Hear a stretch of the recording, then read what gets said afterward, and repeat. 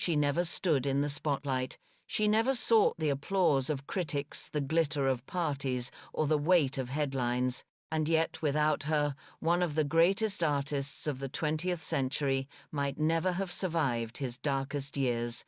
Her name was Etta Cone. History remembers her as part of the Cone sisters, the wealthy women from Baltimore, who built one of the most astonishing collections of modern art in America. But Etta's story, when told on its own, is even more remarkable. For she was not simply a collector, she was a lifeline. She was the ally who believed in Henri Matisse when the world mocked him, who opened her purse when no one else would, who kept faith when critics turned their backs. In the quiet exchange of letters, in the steady rhythm of purchases, in the unfailing loyalty of friendship, she became Matisse's greatest ally. To understand the significance of this bond, we must first step back to Paris in the year 1905. The Salon d'Automne, an exhibition designed to showcase new art, had become the stage for scandal. On the walls hung canvases by young painters, experimenting with violent colors, distorted forms, and brushstrokes that seemed to scream rather than whisper. Viewers recoiled, critics reached for insults. One, searching for a word strong enough to condemn, called the painters les fauves, the wild beasts. Among these beasts stood Henri Matisse. His bold colors and flattened forms struck many as grotesque. He was ridiculed, dismissed, and nearly broken by the weight of rejection. For an artist of his sensitivity, the scorn was devastating. And yet in that very moment of despair, an American woman entered his orbit. Etta Cone, born in Baltimore in 1870, had traveled to Paris with her sister Claribel. They were unmarried, independent, wealthy, through the fortune of their family's textile business. In the drawing rooms of Baltimore, they were sometimes dismissed as eccentric spinsters, but in the studios of Paris they became something else: pioneers, seekers, believers. Claribel, the more flamboyant, loved to provoke with her taste for the avant-garde.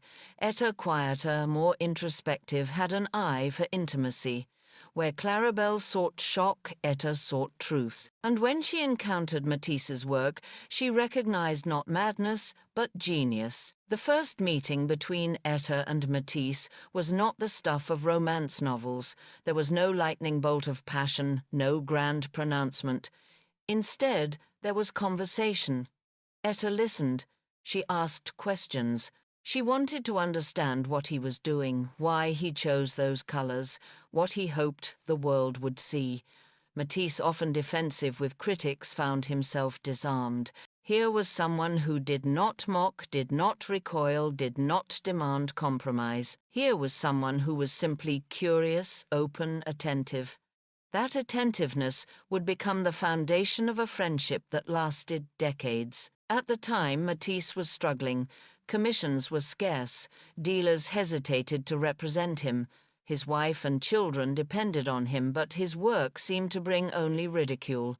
There were days when despair must have hovered close. But into this precarious existence flowed a lifeline from Baltimore. Etta began to buy.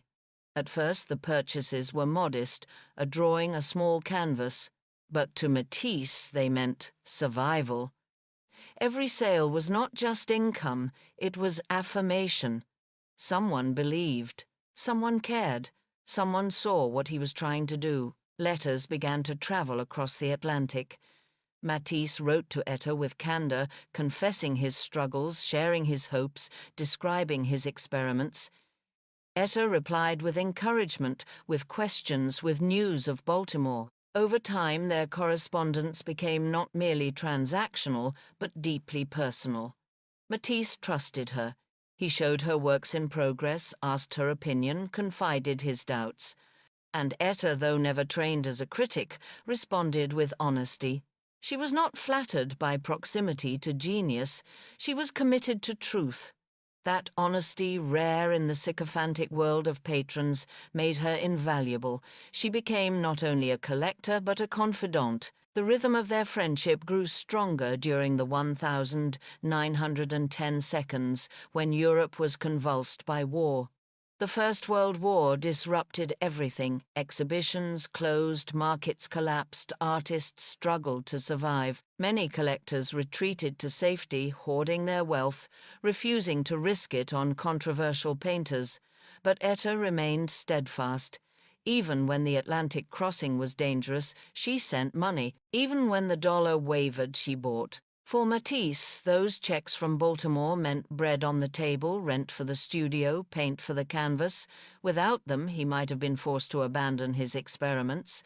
With them, he continued, "Imagine the scene, a Parisian studio, cold in winter light, filtering weakly through the windows. Matisse stands before a canvas brush, hesitating. Outside, the world is chaos. But in his pocket is a letter from Etta Cone, assuring him that she believes that she will buy, that he must go on. He dips the brush, strikes the canvas, and continues. In such small, invisible acts of loyalty, history is shaped. Etta's collecting philosophy was unusual for her time. Many patrons sought prestige, buying works already acclaimed, ensuring their reputations were gilded by association. Etta sought process. She bought not only finished masterpieces, but sketches, studies, experimental works. She wanted to follow Matisse's evolution, to see how he moved from line to form to color, from color to abstraction. Her collection became in effect a visual diary of his career. Scholars today marvel at the Cone collection in the Baltimore Museum of Art precisely because it documents Matisse's journey with such intimacy. Without Etta's persistence, much of that record would have been lost. Her loyalty extended beyond purchases. When Matisse despaired of critics, she reassured him. When he worried about legacy, she reminded him of the future. She kept his confidence when others betrayed it. She created a space where he could be vulnerable, uncertain, human. In a world eager to mock, she offered sanctuary. That sanctuary, more than money, sustained him. It is tempting to romanticize their relationship, to imagine love in the air. Some biographers have speculated, others denied. The truth may never be fully known. But what is clear is that their bond transcended mere commerce. It was built on mutual respect, mutual need, mutual belief. Matisse needed someone to sustain him. Etta needed someone to inspire her. Together they formed a partnership of loyalty that defied convention. As the years passed, the collection grew astonishing in scope. By the 1,920 and 1,930, Etta owned hundreds of Matisse's works, paintings, drawings, sculptures, paper cutouts. No other collector in the world had such breadth.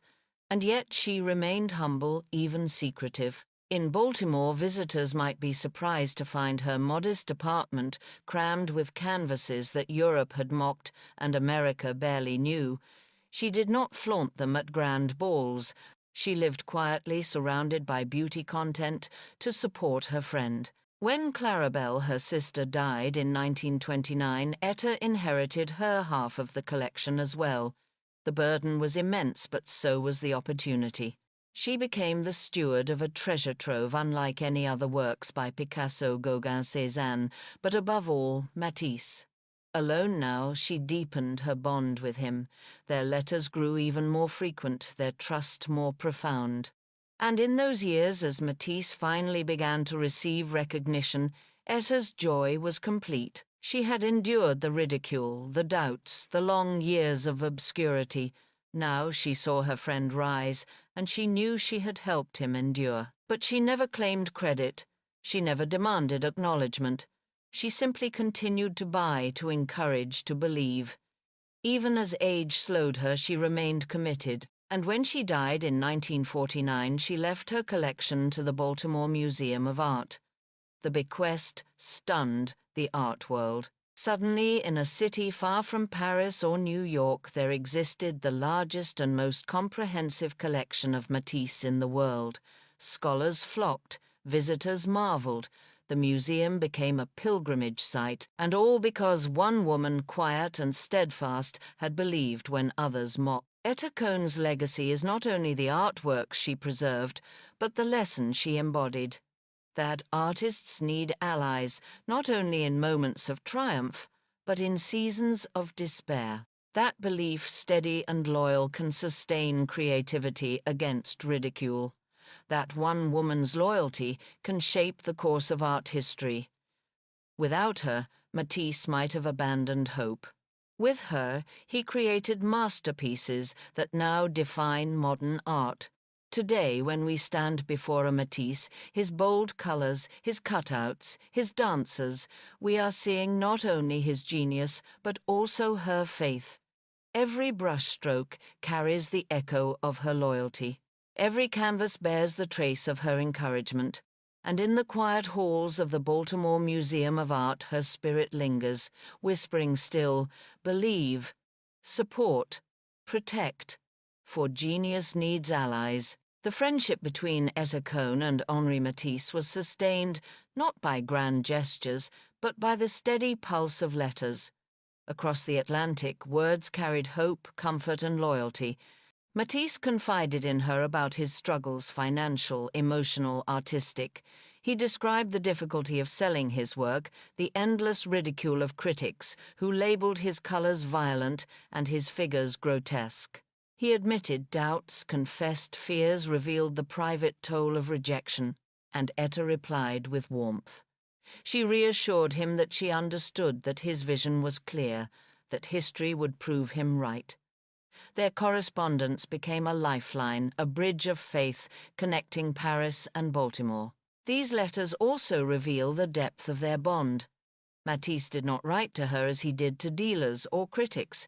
His tone was more intimate, more vulnerable. He spoke of his family, of his health, of the loneliness of being misunderstood. He sent sketches, notes, fragments of ideas, and Etta, though not an artist herself, responded with a perceptive eye. She did not flatter blindly. She asked questions. She engaged with his intent. That rare combination of honesty and loyalty made her voice invaluable. For an artist, navigating rejection to be taken seriously by even one person mattered immensely. Her role as confidant extended beyond words. She visited his studio in Paris, sitting quietly as he worked. She observed the evolution of a canvas from first sketch to final burst of color. She absorbed the rhythm of his process, the pauses, the sudden surges, the long silences. Few collectors ever witnessed such intimacy. Most purchased finished works distant from the act of creation. Etta, however, entered the laboratory itself. She watched genius unfold in real time. And she treasured not only the completed paintings, but the drawings, the studies, the half-finished attempts. To her, these were not fragments, but vital steps in an unfolding journey. This philosophy of collecting the willingness to embrace process rather than only product set her apart from her contemporaries. In an era when wealthy Americans competed to acquire old masters or French impressionists, already validated by critics, Etta quietly filled her Baltimore rooms with works considered unsellable. Matisse's portraits with flattened faces, his interiors exploding with pattern, his figures outlined in crude lines, these were dismissed by many as amateurish. But to Etta they were revelations. She saw courage where others saw chaos, coherence where others saw confusion. She believed in evolution, in the arc of an artist's growth. Her collection, piece by piece, became a visual biography of Matisse. One particularly striking example was her acquisition of Blue Nude, a painting that scandalized Paris when first exhibited. Critics were outraged by its distorted anatomy, its brazen colors, its audacious rejection of classical beauty. But when Etta encountered it, she saw not ugliness, but power. She purchased it, knowing full well that her peers in Baltimore would be appalled. To hang such a work in a respectable home was to invite ridicule. But Etta was undeterred. She believed in Matisse's vision, and she believed the world would one day catch up. Her decision to embrace works like Blue Nude demonstrated her courage as a collector and her loyalty as a friend. Financially, her support was crucial. During the years when Matisse struggled, most Etta's purchases provided him with stability.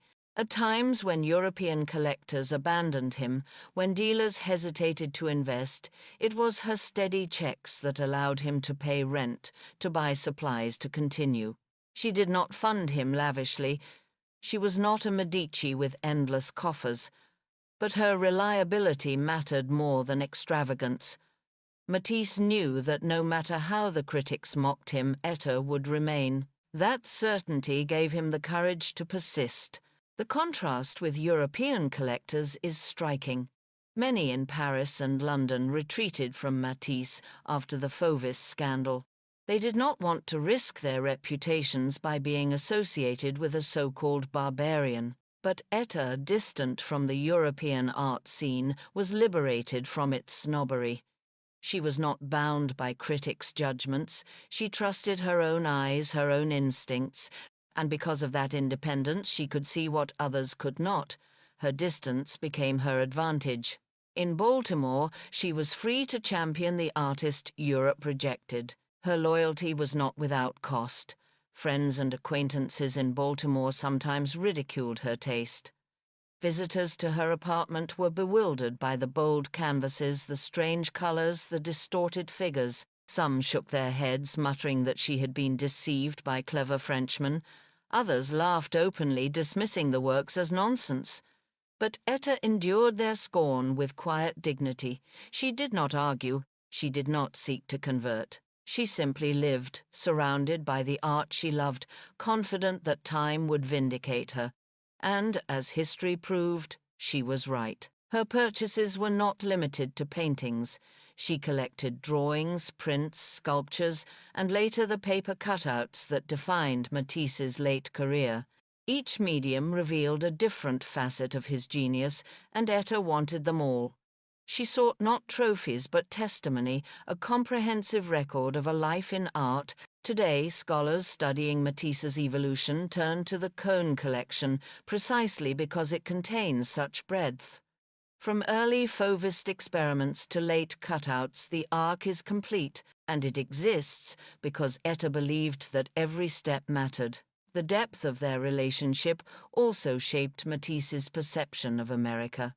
For him, Etta represented a different kind of patronage, less about status, more about sincerity. Through her, he glimpsed a world beyond Europe's ridicule, a place where his art could be nurtured and respected. That perception helped pave the way for his eventual recognition in the United States. When American museums began to acquire his works, they were following a path Etta had already cleared. She had prepared the ground, planted the seeds, and tended them until the garden bloomed. In her letters, Etta sometimes wrote of loneliness. She never married, never had children. Her sister Clarabelle had been her closest companion, but after Clarabelle's death, Etta lived alone. The art became her family, the canvases her companions, the letters from Matisse, her most cherished correspondence. Some might see sadness in this solitude, but for Etta it was fulfillment. She had chosen a life of devotion to beauty, of loyalty to a friend, of service to art. In that choice she found meaning, and though the world may have overlooked her in life, her legacy ensures she is never forgotten. By the 1932nd, as Matisse's reputation began to rise, Etta's collection had grown vast. Scholars visiting Baltimore were astonished to find hundreds of his works in her modest apartment. Dealers who had once ignored him now clamored for his canvases, but she held them close. She knew their value not only monetary but historical. She guarded them until the time was right. And when she died in 1949, she left them to the Baltimore Museum of Art, ensuring that the world would share what she had nurtured in private. The unveiling of the Cone collection was a revelation. Suddenly, Baltimore, not Paris, not New York, but Baltimore was home to the greatest collection of Matisse in the world. Visitors flocked. Critics marveled. Scholars rejoiced. The museum became a beacon of modern art, and Etta Cone, once dismissed as eccentric, was celebrated as visionary. Her loyalty, once mocked, was now vindicated. Her faith had borne fruit beyond measure. In reflecting on her life, one cannot help but marvel at the quiet power of loyalty. Etta was not a revolutionary in politics, not a celebrity in society, not a creator on canvas. She was simply a friend who believed, and that belief, sustained over decades, changed the course of art history. Without her, Matisse might have faltered. With her, he flourished.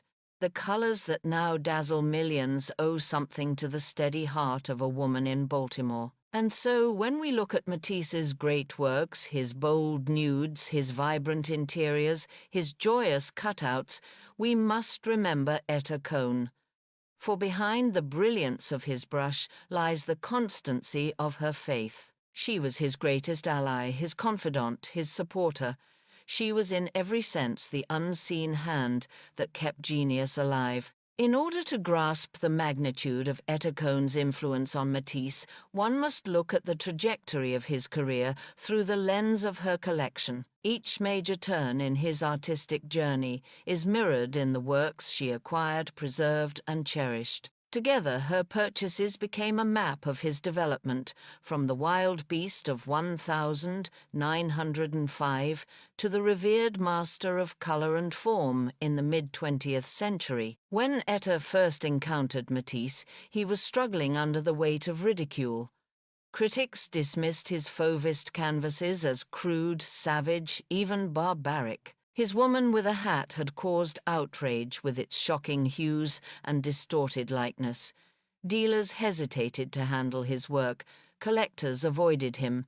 Yet Etta, with her patient eye, saw something others could not. She purchased his drawings and small oils when no one else wanted them. She understood that behind the violence of color was a coherent vision, one that needed time to be recognized. In her quiet apartment in Baltimore, she hung canvases that Europe scorned, confident that the future would see them differently. Her studio visits reinforced this confidence. Etta was not merely a patron who bought from a distance. She traveled to France, climbed the stairs of his studios, and sat in the presence of unfinished works. She watched Matisse experiment with bold combinations of color-flattening perspective, distorting anatomy. She saw his hesitation, his frustration, his bursts of excitement. For most of the world, Matisse was a figure of scandal. For Etta, he was a man at work, searching, striving, vulnerable. This intimate knowledge deepened her loyalty. She did not buy on reputation, she bought on trust. Among the most significant works she acquired was Blue Nude, painted in 1907. When first exhibited, the painting shocked audiences with its raw sensuality and unconventional proportions. Critics ridiculed it as monstrous, obscene. But Etta understood its daring. She purchased it, bringing it back to Baltimore, where it remained hidden from the mainstream art world for decades. Today it is recognized as a pivotal work in Matisse's oeuvre, a cornerstone of modern art. Its survival, its preservation is due in no small part to her willingness to embrace what others rejected. Her collecting extended beyond scandalous works. She gathered his portraits, his interiors, his still lifes.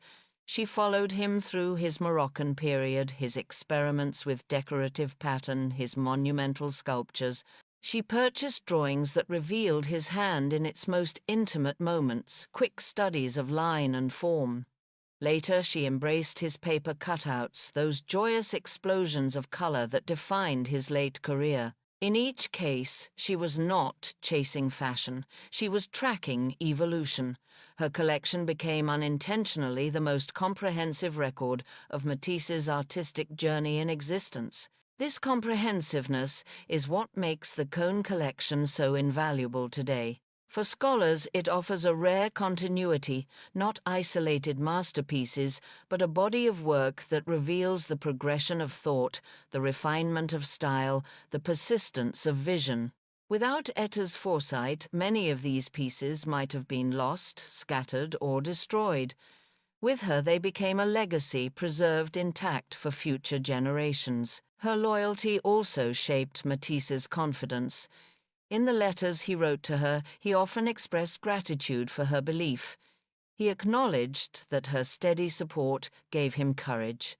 At times when the French press tore him apart, when exhibitions failed, when sales dried up, he could still count on Etta.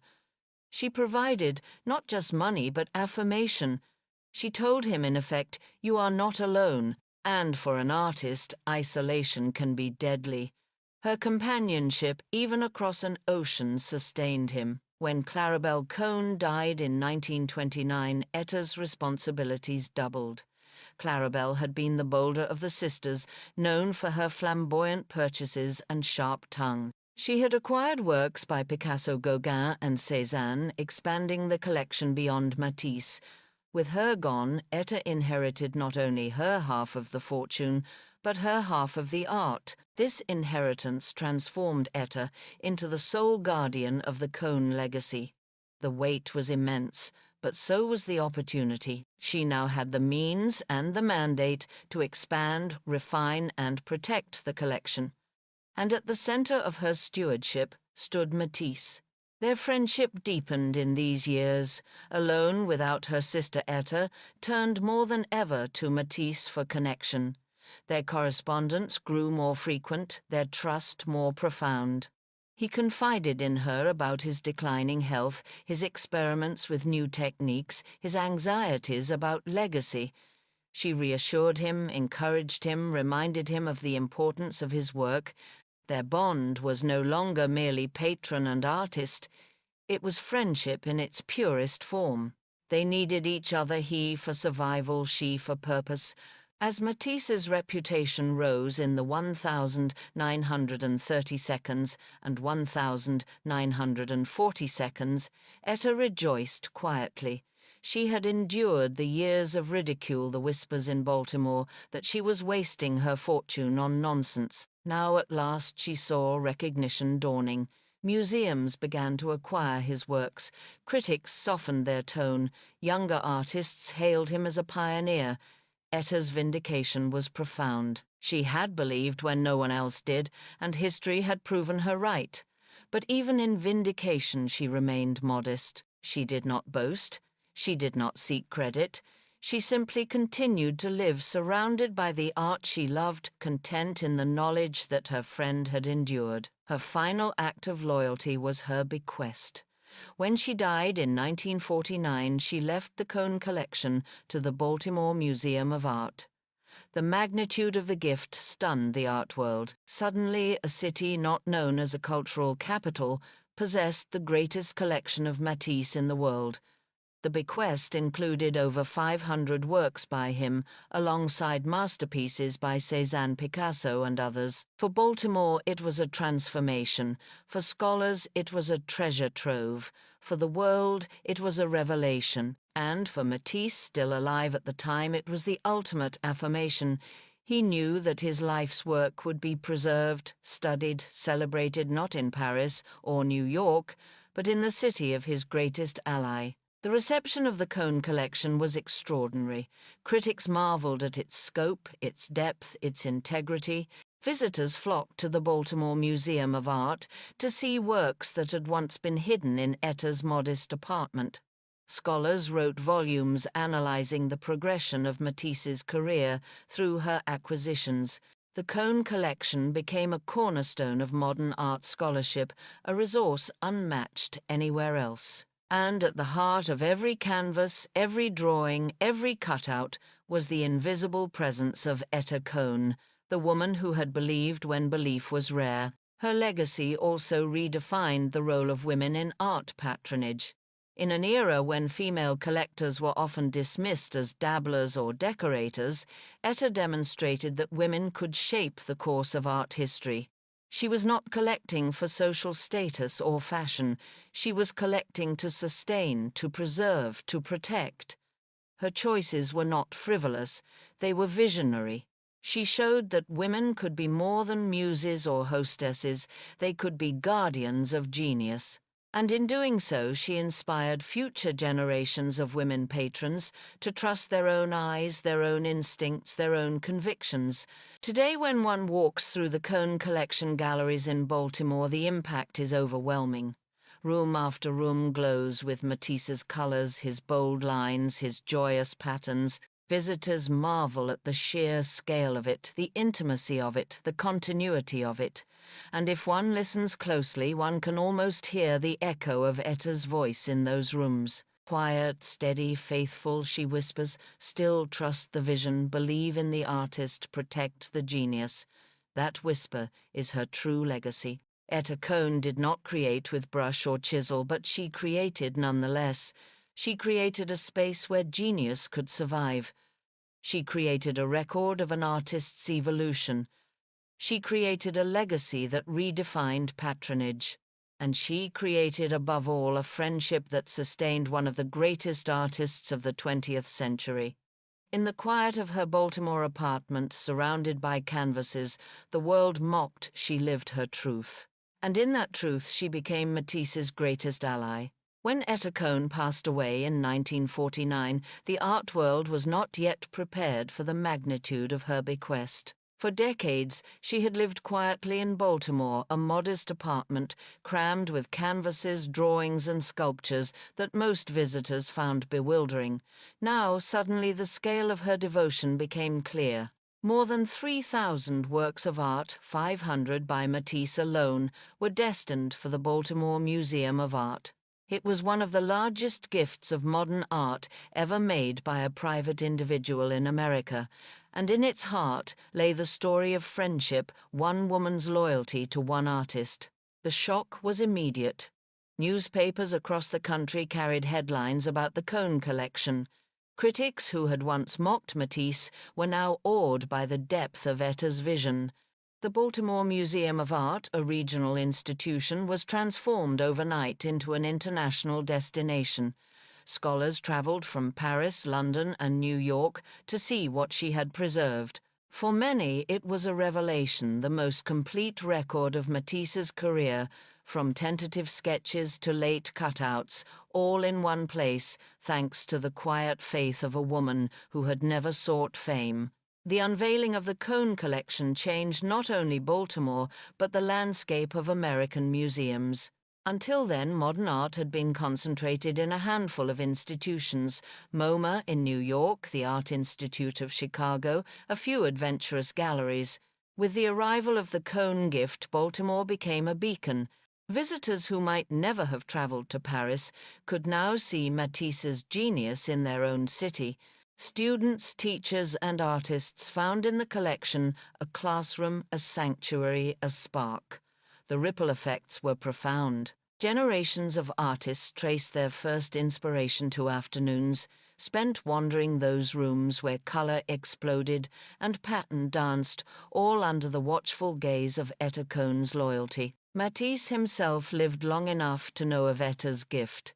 In his final years, weakened by illness but still working with scissors and colored paper, he expressed gratitude for her faith. He knew she had been there in the bleakest years when critics scorned and collectors fled.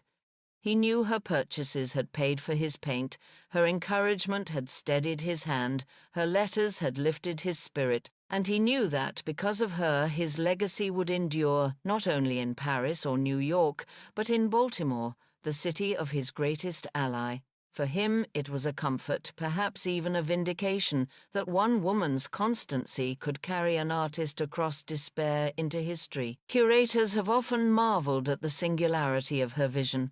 Unlike many collectors who bought a little here, a little there, Etta concentrated her devotion.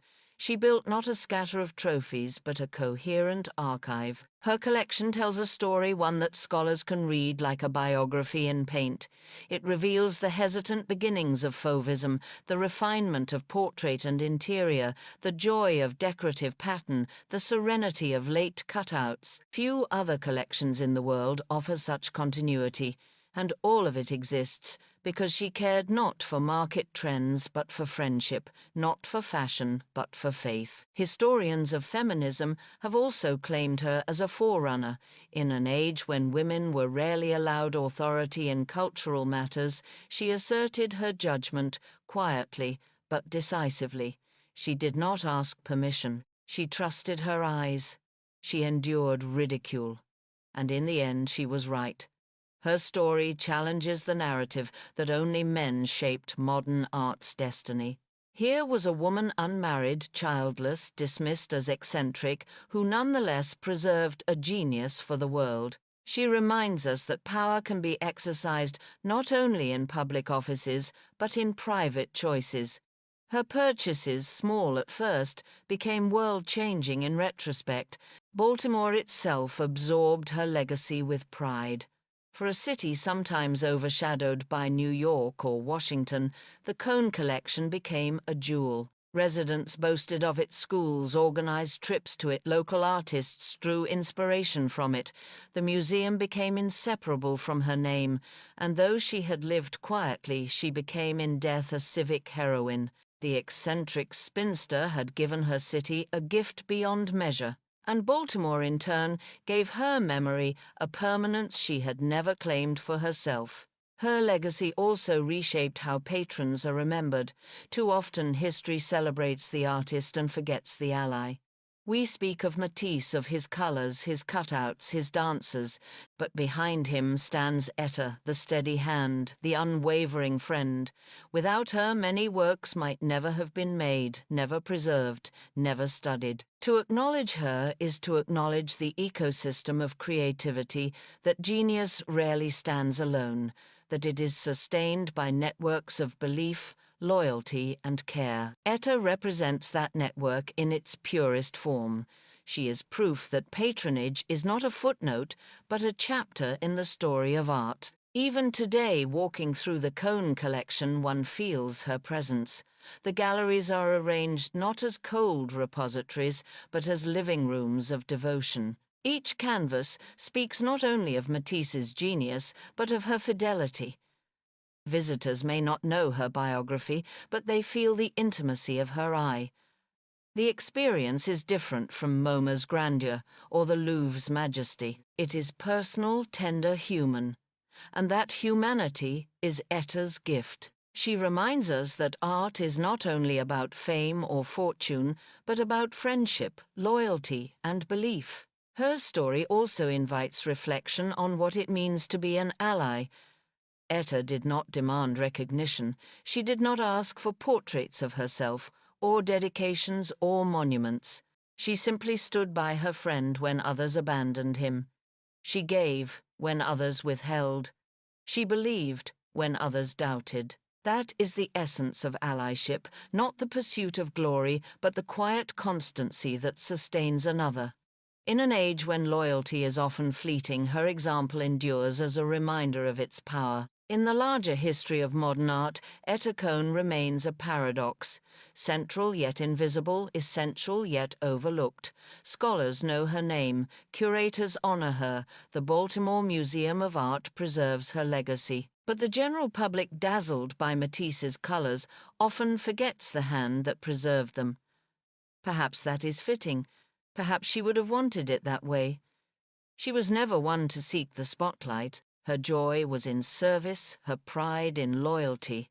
And yet, to tell Matisse's story without her is to tell only half. For he was not only a genius, he was a genius sustained by a friend. And so, as we close her story, we must return to the image of her modest apartment in Baltimore. The walls crowded with canvases, the floors stacked with drawings, the air thick with color. Neighbors may have thought her eccentric, even foolish.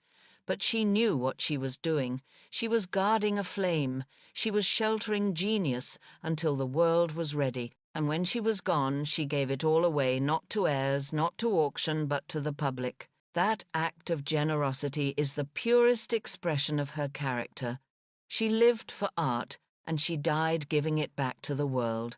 Today, when we stand before a Matisse, whether a bold Fauvist portrait, a serene cutout, or a luminous interior, we are seeing not only his hand but her heart. Every stroke of color carries the echo of her loyalty. Every piece preserved in Baltimore bears her signature of faith. She is there, unseen but essential, whispering, "Still trust your eye, support your friends, believe in genius when it is scorned." That whisper is her masterpiece. That whisper is her legacy. That whisper is why even now she remains Matisse's greatest ally.